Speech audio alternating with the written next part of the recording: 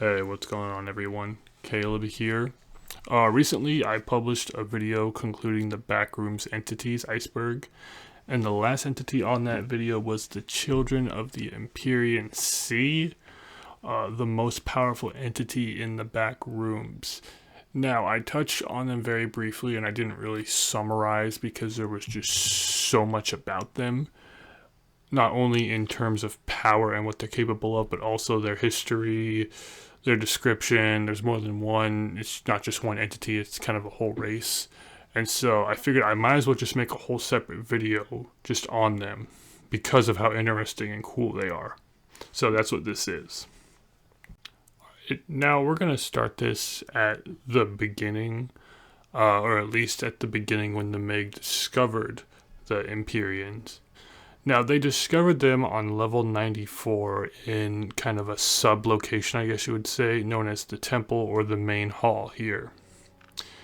And after exploring for a minute, they discovered the very first evidence of these entities.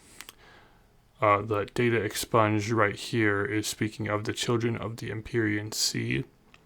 They found some scriptures and stuff along those lines, and after 11 years following the discovery, they were able to completely translate the language, currently known as the Common Script. And that language said a few things about these entities, and more importantly than that, they discovered a few artifacts from these entities. And here they are right here, some of the artifacts they discovered, from the Ruler of the Sea to Asra of the East, the Angel of Life, etc. Now, when you first access this file, after you pass the security credentials, you're going to see this right here. And it says if you're here, you've been assigned to Project Wudan or Wodan, whatever. The crowning achievement of the BFL, a weapon of such power that even gods would fall against it. And then, do you know why the God Slayer is being constructed? And then it goes on to explain that once upon a time there were gods among the stars, and the ghosts of distant pasts have begun to surface, meaning they have belief that these gods, or at least one of them, is going to come back. And that is why they're making this weapon. We must never forget that we stand upon the shoulder of giants. No matter how far we go, no matter how much we advance, we do not possess the power to slay these. And that's why we're building this weapon. So basically they're creating this god-slaying weapon as a safety measure in order to threaten this entity, to keep him at peace for when it finally wakes up. And then it goes on to the description of the Empyreans themselves. The Empyreans have universally been characterized as beings of truly immense power. Their near godlike poise, surpassing anything that has ever existed within the bounds of our cosmos. The sheer might of some of these Empyreans boggles the mind, from holding complete authority over an entire concept, such as time, to destroying a vast civilization in the blink of an eye. Their ontokinetic and paraphysical abilities are of such magnitude that up to the present, entity Invictus is the only confirmed class Omega VII entity in the entire BFL database. Rightly so, as one individual of this race, also known as the Exalted One, is likely the culprit behind the creation of the Backrooms. And then it goes on to say how individual members of this race have certain powers over various things like time, seas, and other stuff like that. The race is nearly extinct, with only one known individual to still be alive, which is the Exalted One. The said individual is in a dormant state. However, the construct relics and legacies the race has left behind still pose a potential existential threat to the BFL and its interests. Therefore, the Department of Greater Info Complex concerning the race and activities of individual members is a Code O priority directive of all departments of the BFL and affiliated groups. It then goes on to talk about the behavior of the Empyreans. Some were known for their benevolence, and others were extremely hostile, slaughtering any sentient being that appeared before them. One common trait of all of them is their nomadic lifestyle. Some individuals were said to traverse the entire universe end to end dozens of times. Perhaps almost all Empyreans have done this journey at least once, Empyreans have also been cited to possess a drastically different perception of time compared to other races due to their virtual immortality and their great strength. Now, as far as what they look like, their biology is incomprehensible to a human. To other Empyreans, they can be observed in their true form, whose appearance is difficult to describe in ways compatible with baseline human senses, as children possess exceedingly different sensory faculties as compared to other races. Their appearance is known to be formed in abstract ways, with the concept of the specific Empyrean being reflected upon the Empyrean in a highly obtruse manner. Due to this, only other Empyreans can know whether a specific individual is afflicted with the blight, a disease of madness which affects the psyche of an Empyrean whose mentality has crumbled due to the passing of time or other factors. The disease is visually reflected only on the true form of said entity.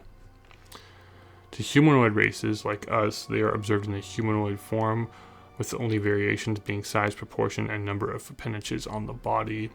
To non-humanoids, they would resemble a slightly altered form of an individual of said race, with minor structural differences and an exterior appearance possessing motifs which align with the representation of the Empyreans concept within the race's culture.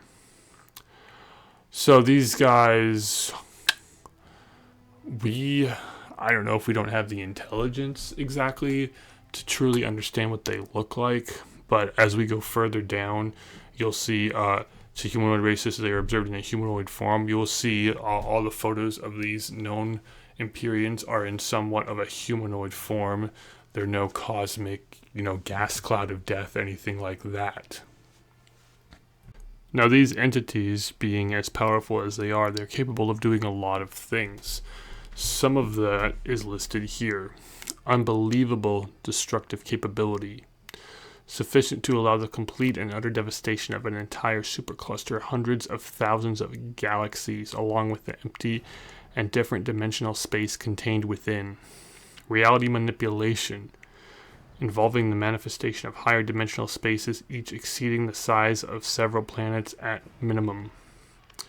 Monstrous degree of durability, able to tank attacks that can annihilate major sections of the universe with essentially no difficulty, like not even a scratch. Speeds exceeding that of the speed of light, appearing to observers as if it were teleported. Intelligence exceeding any natural-born race in the universe, matched only by the greatest of supercomputers. It can be as if they can predict the future itself. So on that note, they're probably master strategists too. This is a rough timeline of the children of the Empyrean Sea. The things with an asterisk next to it are not confirmed 100%. It's just theorized. The birth of the front rooms and the children of the Empyrean Sea, 13.8 billion years BP. Birth of life, 13.7 billion. Firstborn civilizations, 13.5 to 13.4. First galactic scale civilization arrives, all clients, races of children, 13.5 billion years. The Dawn War began at 13 billion years, rebellious against the Empyreans by their client races being in earnest, leading to the loss of several artifacts, 10.7 billion years. Battle at the Crystal Palace, end of the Dawn Wars, and the near extinction of the children of the Empyrean Sea at 10 billion years. The Exalted One's physical body manifests in the Boots Void, witnessed by several multigalactic civilizations at 8.9 billion. A surge of gravitational waves coincided with the first records of the series of extra-dimensional spaces known to the BFL as the Backrooms. Discovery of level origin at 1432 or 222 AD. Discovery of level 7.01. And the envoy of the Conjurer of Fears imprisoned inside. Clues from the levels discovered years prior to the discovery of level 11111 and the Elder Star Church. Discovery of level 94 and the Temple Beneath. discovery of Empyrean artifacts within the Virgo supercluster results in inter-sign warfare throughout the Virgo supercluster over control of the object. Upsurge in reports of incidents throughout the local group related to the Empyrean race in some way or another. So, the fact that the Exalted One is still around, dormant, but still around, he's been dormant for billions of years. And the fact that things, aliens, whatever you want to call them, will go to war over one single artifact from these entities is pretty incredible. There are 11 members of the Empyrean race known to the BFL right now, out of the almost 10,000 cited by various extraterrestrial ancient sources. Of these 11, 10 are Grand Empyreans, the greatest of the Empyrean race in power and or influence. The 11th is the Lord, referred to by the ancient tale of the Lone Soldier, a 10 billion year old folktale of the last champion of the still extant humanoid Rosarian race. So one thing I want to stress here real quick is supposedly there's almost 10,000 of these Empyreans, and they're capable of taking over and controlling the entire universe with only, not even 10,000, but almost 10,000 of them. That's a pretty impressive feat for such a small civilization. I mean, there's, like 6 billion humans on the planet right now, and we can't even leave our planet. So yeah, that's a pretty impressive feat to be able to control the universe with an army of less than 10,000. And considering all the other powerful entities that we've talked about in the Backrooms, wow. Lord of Apparatus. Deceased. Lord of Apparatus, or the Machine God, was a considerably powerful member of the Children of the Empyreans, whom held influence over machines and technology.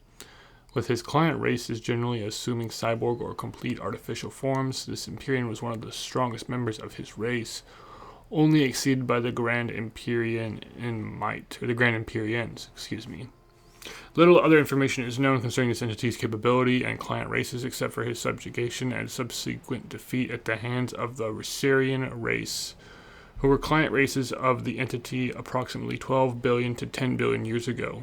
Records suggest at the time the Rosarian were far weaker than they are at present, having been conquered as approximately Class V Type 1.2 civilization. Somehow, the Rosarians defeated him, drove him out of their territory, regaining independence. Little is known about the history of the entity after this point, but it is known for certain that he ultimately died at the Battle of Crystal Palace. Like almost all other Empyreans in hindsight, the comparativity of low-level development of the Rosarian civilization was at that point in time. Circumstances led many to suggest that they received help from other Empyreans in overthrowing their god. Ruler of Seas, unknown, presumed deceased, also apparently doesn't have another name. The ruler of the seas was one of the Grand Empyreans, among the most powerful and influential members of his entire race. Reigning over the concept of the sea and of water, the former was not restricted to the seas or just water or liquid alone. It extended to the sea of space itself, and the sense of scale and monumentality associated with this concept. This aspect is reflected within the humanoid form of the entity, which was said to boast a large stature. Very little is known about this Empyrean due to the entity in life being highly reclusive, overall not garnering much attention whatsoever. However, soon other Empyreans recognized him for his immense raw power, and he was bestowed the title of the Grand Empyrean. Similarities to Poseidon, a deity of ancient human city-state of Greece, warrant further study as to the nature and activities of this mysterious Grand Empyrean. And then it goes on to talk about his artifact, which I'm not going to go into what all it does. It's extreme resistant to physical trauma. It can absorb liquids at approximately 900 liters per second, an ability to be moved or shifted. All these anomalous capabilities can be assumed to be even greater in magnitude for the true artifact, whose location is currently inaccessible. The spatial coordinates of the Temple of the Exalted whatever that is, have been triangulated to an area of space currently occupied by the Ton 618 hypermassive black hole. The properties of the artifact's copy lead many to theorize that the Grand Imperium, the Mistress of Time and Space, had a hand in modifying the object. This isn't even the real artifact, this is just a copy. The thing that interests me the most about this guy is he's similar to Poseidon. Who's to say he's not Poseidon? Oh, I just blew your mind. Aoshu Ashura of the East, deceased. Anyone else think he looks like a Dark Souls boss? The single most enigmatic and unknown Empyrean of all time. That guy, I'm not going to say his name again. Or the White Flame King of the Grand Empyrean, who commanded the concept of purifying flames. The synergy between his fire and his artifact, which he wielded with abandon, was so strong as to easily make him the Empyrean with the greatest level of control over their concept. Period. He seldom made appearances to others, preferring to reside in solitude within his personal pocket dimension. The White Flame King only appeared during major battles, usually slaying several other Empyreans on the battlefield before leaving as soon as he had arrived. The reason that this guy was able to slaughter so many Empyreans in Maz was due to his incalculable pyrokinetic abilities generating from moving flame at absurd speeds. Flames controlled by the entity were not natural. They possessed the ability to burn essentially through any structure in the universe, including higher dimensional matter. His effect was only further enhanced by his artifacts.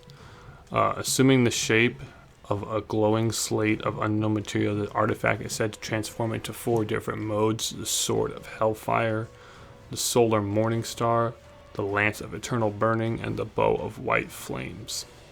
It is unknown why the Empyrean engaged in wanton slaughter of other children, but it is likely that it is one of the side effects of using this item, or he was afflicted with the blight. He was finally slain by 100 other children of the Empyrean Sea working in tandem to defeat him, but before expiring he downed over half their number. The copied epilogue is currently inside its respective chamber with the duplicate of the Temple of the Exalted Thing. Despite multiple attempts, extraction was unsuccessful.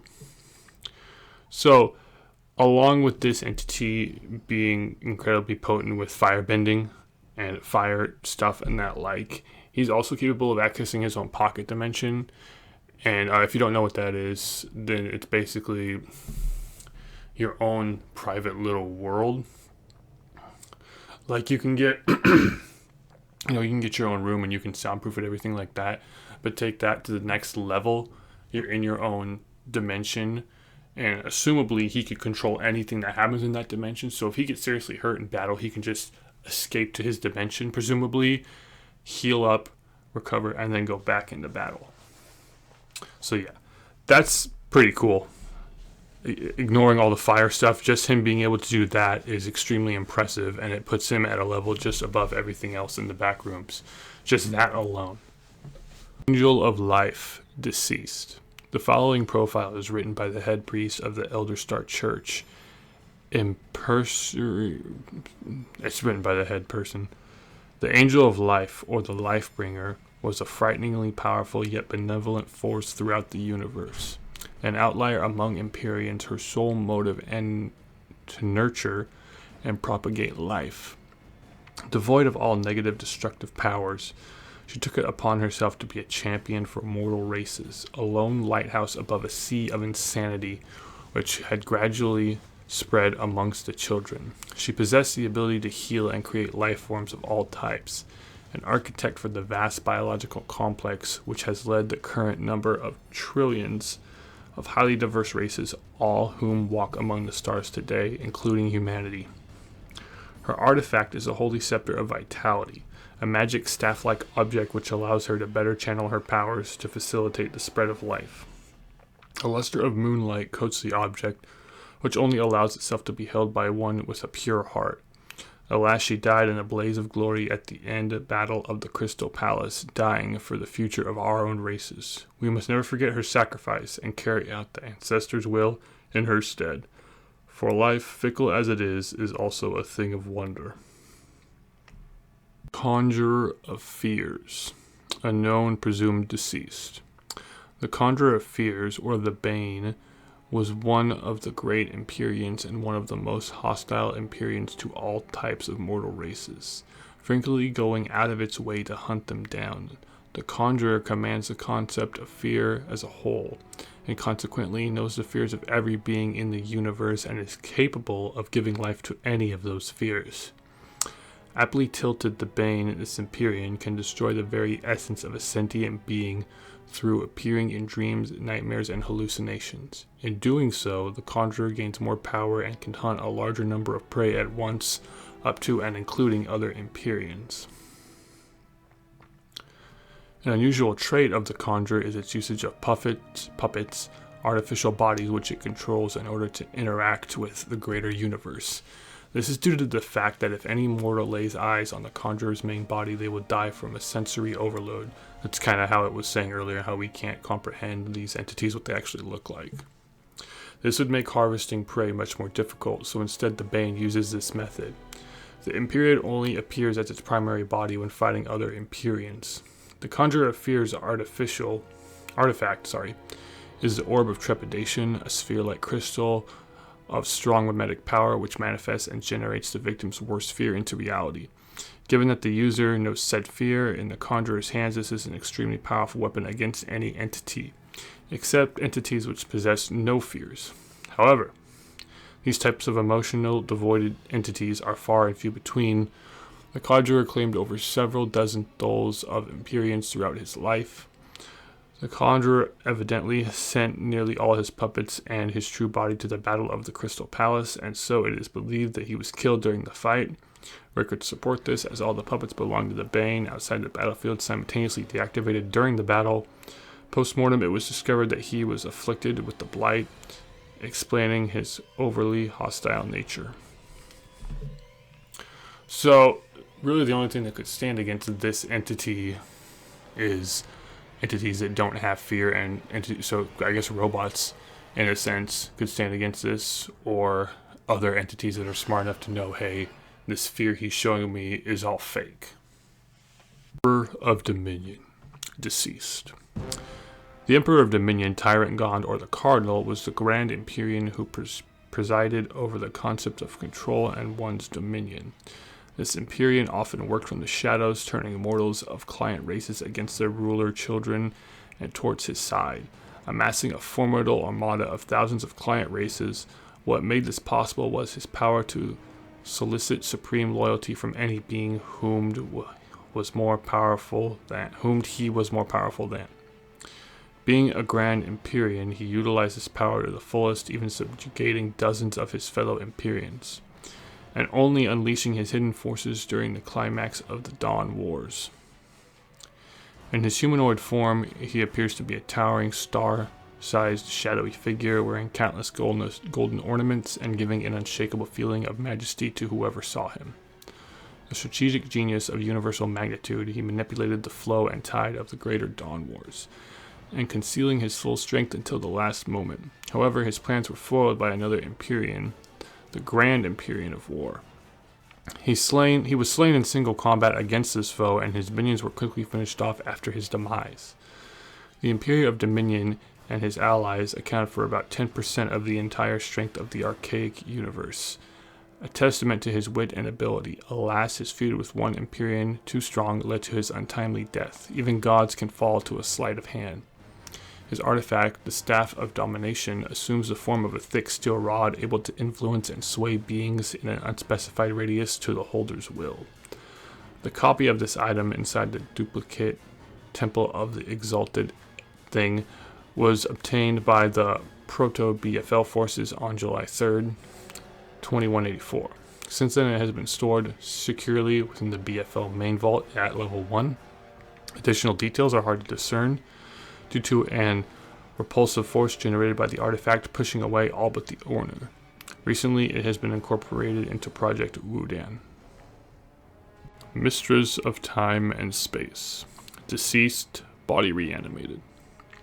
The Mistress of Time and Space was a powerful Grand Empyrean who was on good terms with another Grand Empyrean, the Ruler of the Seas. An extremely rare occurrence among children, this Empyrean was responsible for the enhancement of the artificial ruler of the seas, and controlled the concept of space and time to their full extent. Capable of teleporting and rewinding time on a mind-boggling scale, her abilities made her one of the most dangerous Empyreans around. Their bodies seemed to be made of galaxies and stars, and their face was a polychromatic kaleidoscope of crystals, as if it had one huge cyclopean eye. Essentially, all known information about the Mistress comes from her connection with the ruler of seas, and other records are extremely rare. Of those, only fragmentary records exist about the Grand Empyrean, of which BLF currently has, but it is known that she was quite amenable to mortals and was in possession of a spatial type artifact containing an alternate universe of higher dimensional space, allowing her to tap into the powers of said area. This artifact is known as the Broken Realm, for reasons that will be further elaborated upon. Resembling a cube of glowing metamaterials alongside several rings orbiting this shape, the object periodically shifts into pieces and back again, for reasons unknown. The Mistress is known to be definitively deceased, because her body fell into the world inside her artifact following her death. Thought to be during the Battle of the Crystal Palace, unusually her corpse did not dissipate after a short while, but instead has been reanimated with the forces of within the alternate universe. The BFL knows this because a special squad captured the duplicate of the artifact from level 94. Able to partially activate it and peer into the volume inside, containing the copied body. It is unknown why or how her body was resurrected, but it possesses but a fraction of the original power of the original Empyrean and has no higher intelligence aside from mindlessly defending its territory, as it is not known how to fully activate the Broken Realm counterfeit. The BFL is limited to constant observation for the time being. Only time will tell if other options become available. So essentially, this entity has kind of her own pocket dimension. It's just in the form of an artifact. So, again, like, damn. Semblance of Agony. Deceased. The semblance of agony, or the monger of pain, was a grand Empyrean of pain. Whether it be physical, mental, emotional, or otherwise, the semblance of agony assumes the shape, form of the race observing it, but a horribly disfigured and diseased instance of that species. Also, a concentrated ring of spike-like protrusions float above the being at all times, spinning faster when the Empyrean is angered or excited than spinning slower otherwise. The semblance of agony possesses the ability to inflict unimaginable pain and agony on any being, including Empyreans. This pain would never be subtle, would never subside, until either the victim or the monger of pain was dead or incapacitated. The semblance of agony attacked other beings seemingly for sport and not for an increase in power like other Empyreans hunted for. Despite this, the semblance of agony seemingly was not a blighted Empyrean. Instead, he was the strongest level of willpower.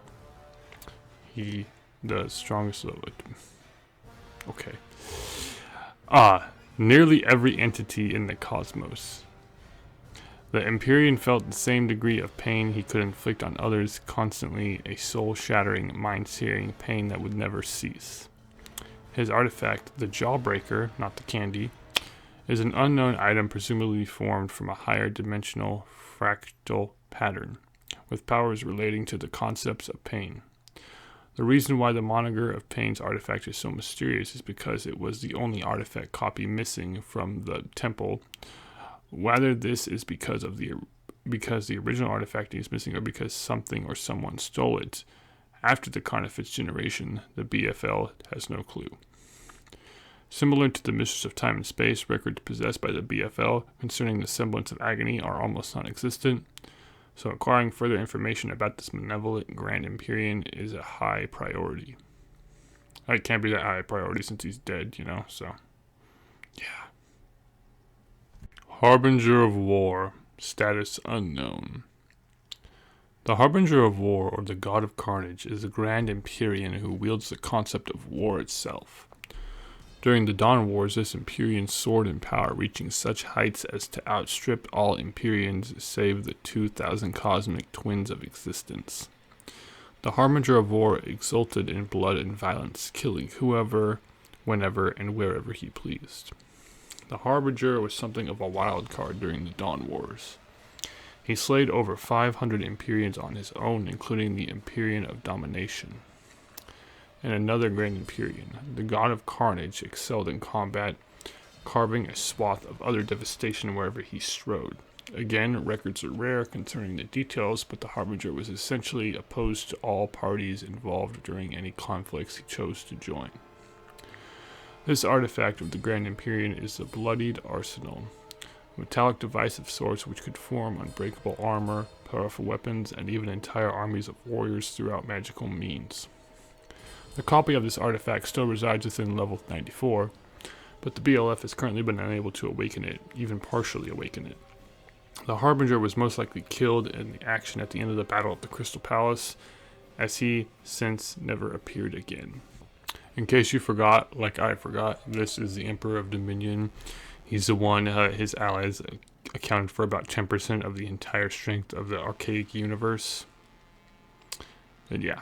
So a pretty impressive feat to be able to kill him. I would assume this guy would be much stronger than the Harbinger of War, but evidently not. Paragon of Oblivion, deceased. The Paragon of Oblivion, the second of the Twins of Existence. Many occulters throughout the history of the universe have given them a name. The Destroyer of the Cosmos. The All-Consumer. The Asura of Darkness. The God of End. All of these titles fail to convey the full extent of the entity's sheer magnitude. The Paragon of Oblivion, by every known source, was the greatest threat that the universe had ever seen. Estimates range from a few trillion to almost a quadrillion sentient races slain at the Paragon's hand. The Empyrean simply does not possess an artifact. His intelligence is the nothingness that pervades every facet of the cosmos. Needless to say, he never accepted any client races. An ominous being of unimaginable power, the Paragon of Oblivion is possibly responsible for the start of the Dawn Wars, which ended with the near extinction of the Empyrean race. Records are vague, but the extinction of several Type 3 civilizations, all client races, or of influential Empyreans, was one of the main catalysts for the conflicts. All signs point to the Paragon as a culprit. Fortunately, the Exalted One slayed this very dangerous Empyrean at the Battle of the Crystal Palace, ending the Dawn Wars once and for all. Had he survived, the universe would still be embroiled in the flames of war even today. So I think it's safe to say this is the most powerful Empyrean we've talked about so far. Yeah, he's slain trillions and quadrillions of sentient races. That's a lot. Very rarely do I read quadrillion or hear the word quadrillion used for anything. So yeah, this is one guy you don't want to mess with. Exalted One, alive, dormant. The Exalted One is the closest thing to a Demiurge the Backrooms ever had. If you don't know what a Demiurge is basically a god who created everything. The first of the Twins of Existence, ruling over the concepts of infinity and creation. The Exalted One is responsible in part for the creation of the entire Backrooms. Furthermore, it is the only known Empyrean still alive in the present, albeit in a dormant state. The Exalted One, only known Empyrean other than its brother to have no client races whatsoever. After the smoke cleared, succeeding the Battle of the Crystal Palace, the Exalted One was the only one left standing. Having survived the end of the Dawn Wars, it was the last Empyrean.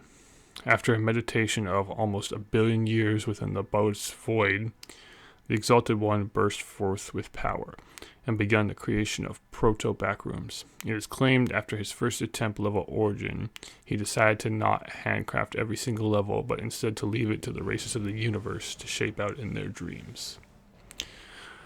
The Exalted One's artifact is an object that changes the appearance based on the observer. To a human, it seems as if it is a miniature sandbox of sorts. The BLF has gone to great lengths in order to try and obtain the duplicate of this artifact, but all have been completely unsuccessful. What conditions are required to even begin activating it, or even the powers of this item, are similarly unknown. Ever since its construction of the blank canvas that is now the Backrooms, the Exalted One retired to a vague location, stated to be outside of baseline reality itself. The BLF that has discovered that they may in fact reside on the other side of the hyperdimensional gate within level origin. The area on the other side is hypothesized to be area of interest 000. We talk about area of interest 000, let's talk about level origin real quick, which is where the Exalted One is currently dormant. Level origin appears to be an endless, nearly empty space, devoid of all natural light or gravity, possessing an unstable spatial structure and lacking any discernible, constant physical properties with a few exceptions. The space within the level is theorized to be a true vacuum and therefore lacks any free particles outside of foreign objects into the level. Supposedly, you can enter here through no clipping from the void, which is another highly dangerous level.